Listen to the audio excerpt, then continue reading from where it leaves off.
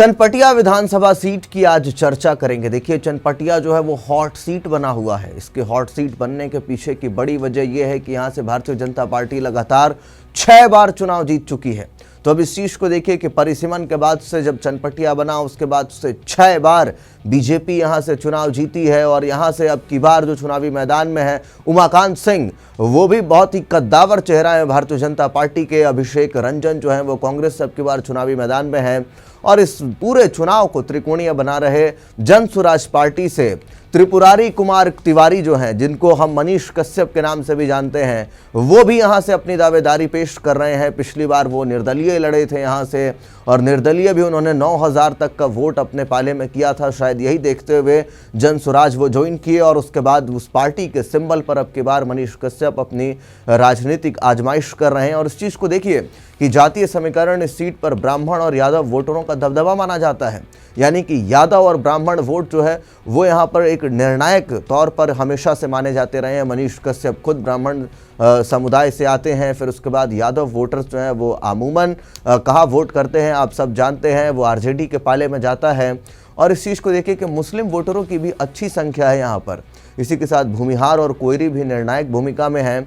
तो अब की बार जो सबसे ज़्यादा चीज़ मैटर कर रही है वो ये है कि 2010 की तुलना में 2015 में जो वोटिंग हुई थी वो 8% बढ़ा था। अभी भी जो वोटिंग होनी है 11 तारीख को, जो अभी माहौल दिख रहा है पहले चरण का, उस हिसाब से लगता है कि वहाँ पर और गर्माहट के साथ, जोश के साथ लोग जो है उतरेंगे मैदान में। और हम इससे पहले आपको बताएं कि किस पाले में अब की बार क्या चीज़ को ये सीट जो है वो जा रही है।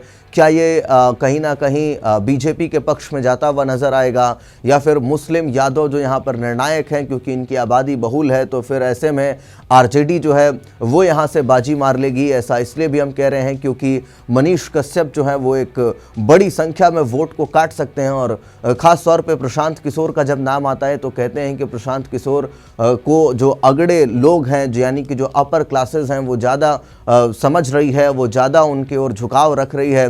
तो ऐसे में एक वोट के बटने के चांसेस जो हैं वो दिख रहे हैं यहाँ पर। मगर इससे पहले इस चीज़ को समझिए कि 2020 के बिहार विधानसभा चुनाव में भारतीय जनता पार्टी के उम्मीदवार उमाकांत सिंह जो हैं, जो कि अब की बार भी लड़ रहे हैं इसी सीट से, उन्होंने 13,469 वोटों से के अंतर से ये सीट जो है वो अपने पाले में की थी। और अगर जो हम आपको परसेंटेज बताएं तो ये 7.79% जो मार्जिन रहा है वो जीत का रहा है। और उन्हें कुल 83,828 वोट प्राप्त हुए थे, जो कि 44.69% वोट शेयर है। अब देखिए कि जो सिंह ने कांग्रेस उम्मीदवार रंजन को हराया है, और यही रंजन अब की बार फिर से प्रत्याशी हैं। उन्हें 70,359 वोट जो है वो यहाँ से मिले थे। 40.03% जो वोट है वो उनके पाले में थी।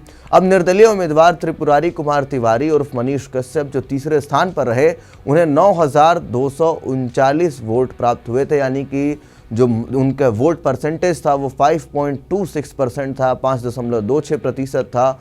और अब की बार 2015 के अगर बिहार विधानसभा चुनाव की अगर तमाम रिजल्ट्स को देखें, आकलन करें, तो जो भाजपा उम्मीदवार थे प्रकाश राय, वो मात्र 464 वोट के अंतर से जीते थे। अब इस चीज़ को ध्यान रखिएगा कि उमाकांत सिंह जब यहाँ से चुनाव लड़ते हैं तो उनके जीत का मार्जिन कितना होता है, 13,000। और जब 2015 में यहाँ से ये सीट बीजेपी निकाल तो लेती है, मगर जो टक्कर थी वो नेक टू नेक थी, और उसमें बस 464 वोट के अंतर से जीते थे। यानी 0.3% की जीत की आंकड़ा जो थी वो थी। अब देखिए कि ये जो अंतर है वो बहुत कम है। और उन्होंने 61,304 वोट प्राप्त किए थे, प्रकाश जो हैं वो। और फिर उसी के साथ 39.04% उनका वोट शेयर रहा। अब जनता दल यूनाइटेड के उम्मीदवार जो एन साहनी थे, उनको 60,840 वोट मिले थे, और वे दूसरे स्थान पर रहे। तो ये 2015 में तब की बात बता रहे हैं जब जो जदयू है वो उस ओर थी, महागठबंधन के ओर थी, और तब वहाँ से चुनाव लड़ रही थी। और तब जदयू ने एक बहुत कड़ी टक्कर दी थी, और भारतीय कम्युनिस्ट पार्टी जो है उसके भी उम्मीदवार ओम प्रकाश क्रांति को 10,136 वोट यहाँ से मिले थे, और वे तब तीसरे स्थान पर रहे थे। लेकिन अब ये जो तीसरा स्थान है वो मनीष कश्यप ले चुके हैं। तो ऐसे में जन स्वराज अब की बार बहुत बड़ा रोल प्ले करने वाला है। अगर जन स्वराज एक कड़ी टक्कर उमाकांत सिंह को देता है तो फिर पूरा खेल जो है वो गड़बड़ हो जाएगा। आप इस चीज़ को समझ पा रहे होंगे कि किस तरीके से जो प्रत्याशी हैं आरजेडी के, वो यहाँ से बाजी मार सकते हैं। बाकी आप क्या कुछ सोचते हैं इस सीट पर, क्या गुणा गणित बदलने वाली है? 11 तारीख को मतदान है यहाँ पर, और ऐसे में जो कुछ नतीजे होंगे वो 14 को तो स्पष्ट होना ही है। मगर आपके जहन में क्या आता है, आप अब कमेंट बॉक्स में लिख करके ज़रूर अपनी राय दें। तब तक के लिए दीजिए इजाज़त, धन्यवाद।